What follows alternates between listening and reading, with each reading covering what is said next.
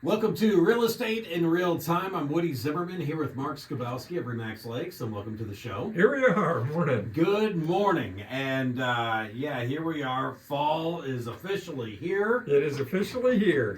My yard's already filling up with leaves. It's like I know. I was gone for a week and came back, and the yard is full of leaves. They're coming down. Things just changed almost like They're overnight. coming down. Yeah, so Time to put stuff away for the winter. yeah, absolutely. All right, I know you wanted to talk about things like curb appeal and some stuff like that today. Yeah, it's the small stuff that counts. Mm-hmm. You know, a lot of times we get calls from people who are thinking about selling their house. Hey, what should I do? Well, let's talk about the things that you should be doing every day, Right. realistically. But if you're getting ready to sell, it's things that don't cost a lot of money, but can ultimately help your house sell faster Okay. and for the best dollar. I'm not going to say top dollar, for the best dollar. Okay. These things aren't going to be, they're not movers, not complete market movers, but when a buyer walks into your house, they're looking at these things. So curb appeal, you and I have had that discussion. You pull up the house and there's leaves in the yard. You mentioned leaves. Yeah. Right. Bushes are untrimmed. Oh. The house just looks trashy. Overgrown shrubs, that kind of stuff. Yeah. The house does not No. look well. It doesn't show well. Yeah. And when I'm saying it's the small stuff, if buyers see things like that, they're, well, what are they not doing? If they're not taking care of this, Right. how have they taken care of the big ticket items? Sure. So it really is the small stuff. Your yard. I'm not saying everybody's got to have a golf course yard, but if you got big brown patches and stuff, it doesn't appeal when buyers walk up. So what can you do to fix those things? Do they cost a lot of money? Generally, no. Right. Generally, no. So these things are not big ticket items, but they're things that you should do to take care of it. So unrake leaves. If your deck, a coat of paint on a deck. Oh, Nothing man. worse than walking up. A lot of people have got wood steps coming up to their house. Mm-hmm. Power wash the steps. It's amazing what power washing will do. Just to, a little to bit the of power property. washing. Some of that green stuff that gets on the side of your Yeah. house. I mean, you get that power washed and away you go. And I don't pretend to be a power washing expert. I don't know if it's good, bad, whatever, but I know water can't hurt. Mm-hmm. It rains, so my thought is if I just use a power washer and wash it off, Yeah. I'm in good shape with that. But there are services that'll come out and wash your house, they'll wash your roof, all that stuff. And it's not that expensive It at all. is not that expensive to do. It's that curb appeal. It's that first initial. You pull up to the house and you get that wow factor with the house. Mm-hmm. It's important. It is. So stuff outside, inside, the carpeting. If I've heard it once, I've heard it 100 times. I'll give the buyers an allowance. I don't want to put new carpet in because I don't know what color they're going to need. Okay. Or, if your carpet is that bad, if it's worn, and again, these are things that, hey, if you can't afford to do it, I get it. Price your house to reflect the condition of the house. Yeah. But if you're trying to get it sold faster and at the best price, put some neutral carpeting in there. Mm-hmm. And do carpeting that's comparable to the price range you're in. The carpet that somebody's in a $200,000 house is going to be different than an $800,000 house.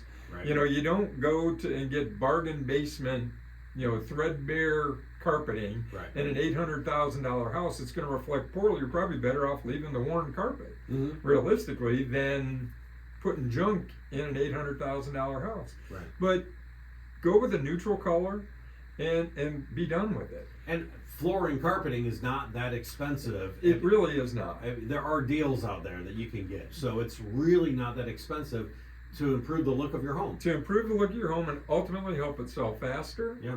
and for the best price. Mm-hmm. Painting. A lot of us are do-it-yourself painters. Right. And a lot of houses look like it was a do-it-yourself painter did it.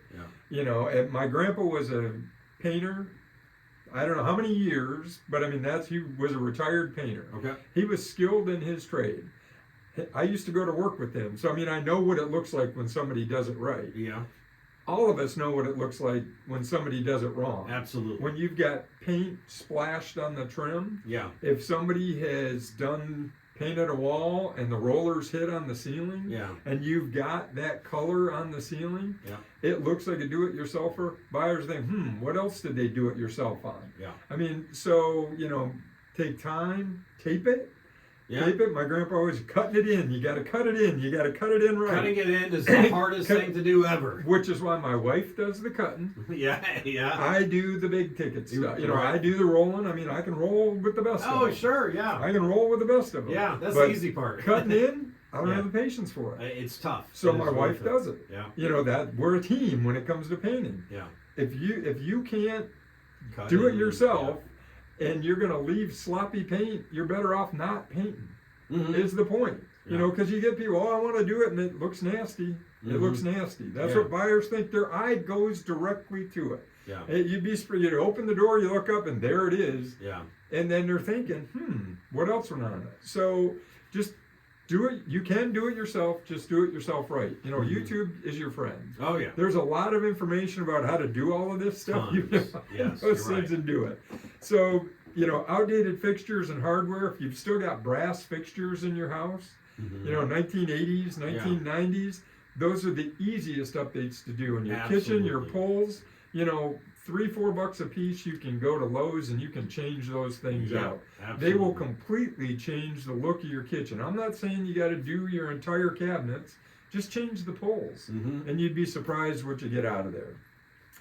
After the break, I guess we can talk about not only some more of these do-it-yourselfer things or things that can improve your curb appeal Yep. at a lower price, but also you ought to get an idea on what the value of your house is at least once a year. Okay. All right. We'll talk more about that coming up next. You're listening to Real Estate in Real Time. We'll be right back. Welcome back. You're listening to Real Estate in Real Time. I'm Woody Zimmerman here with Mark Skabowski of Brigamax Lakes, and we're talking about some do-it-yourself, just some minor repairs and so forth that can really change the appeal of your property. Absolutely. And but before the break, we were talking about do-it-yourself painting. Yeah. Not only is your quality of that painting important, but the colors you choose. Oh yeah. Neutralize. Yeah. Don't do wild shades. Don't do Mhm. crazy oranges, purples, whatever. Yeah. I've been when people did a bedroom in black. I'm like, what are you thinking? Well, I want it dark so I can sleep. I get it. It works for you. Okay. But when you're selling No. those wild colors, and Yeah. I'm pretty conservative. Yeah, Pretty right. conservative. Wild colors to me maybe not be wild to you. Yeah. But when you're going to sell, you want to be more middle of the road. You don't Mhm. want to be on the extremes. Mm-hmm. So the quality level that you do as far as Yeah. painting goes, and the color choices that you make are important. For sure. Just like carpeting, anything you do, and I guess to sum up the do-it-yourselfer things, whatever you're doing, try to be in the middle. Try to be more conservative. Don't Yeah. be the extremes, whether it's yard decorations, those kind of things, be in the middle of the road. I read an article not too long ago, people that are selling houses with deer heads, you got a lot of anti-hunters, even though in our area you still got a lot of hunters. If that's going to impact your sale, Mhm. if it's really important to you to leave a deer head on the wall, leave it. If Okay. not, take Yeah. it off the wall. And not that you're going to offend somebody, but you can have too much decor. Right. You can have the hunting room. Oh, You yeah. can have the hunting house to where it's Yeah. all that. Now, if you're in town, probably won't appeal to everybody. Right. If you're out on 20 acres of ground and that's your sales thing is, hey, you can hunt deer right in your backyard, Okay. by all means. So Yeah. think about it. I would leave it at that. Okay. So, do it yourself. Ultimately, you can do some minor improvements, help your curb appeal inside and out, ultimately sell it more quickly and at the best price. Okay. So, talking about price, talking about values, I think it's really important that you get an idea on the value of your home Okay. every year as part of your financial planning, Mhm. whether it be for retirement, whether it be, using your house as an investment, whatever that is. It's really important that you get an idea on the value of your property. If nothing else, how much equity do I have? So what does equity mean? Okay. What do I think I could sell it for versus how much I owe? The difference in that is the equity that you have in your house.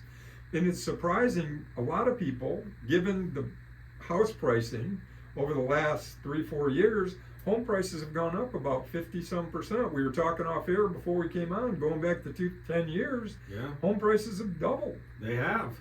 easily have doubled. Yeah. So, if you've been in your house, and by the way, the average family stays in their home now about 10 years, where it used to be 7, Mm-hmm. then it was gradually creeping up. It's now over 10 years that people are staying in their homes. Yeah.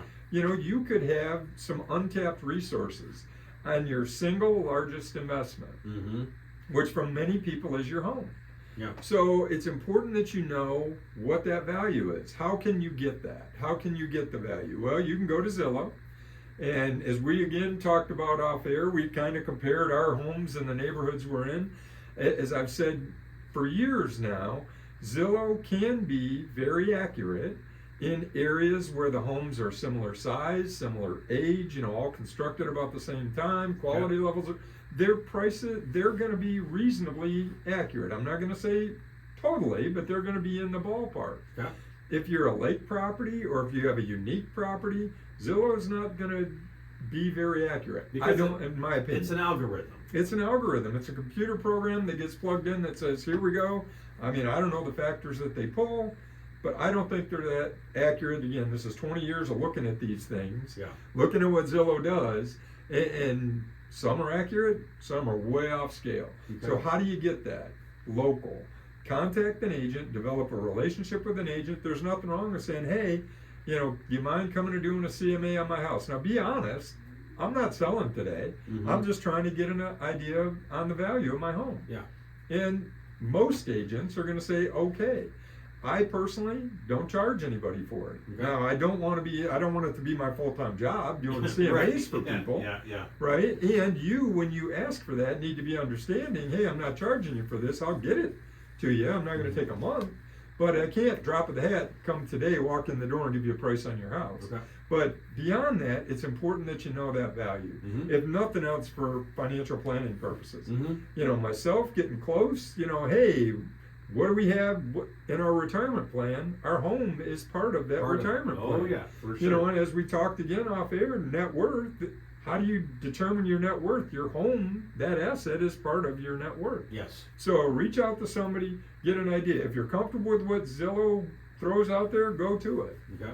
If not, reach out to an agent and ask them. And from an agent's perspective, we enjoy having those contacts Mhm. because you've met another person. It's a lead. Right. It's is. a potential lead. Now, Relationship. Yeah. you're not going to sell today. I Yeah. get it. But But down the road. Down the road, I'd like to be the one you select to help you sell that property. Right, absolutely. Okay.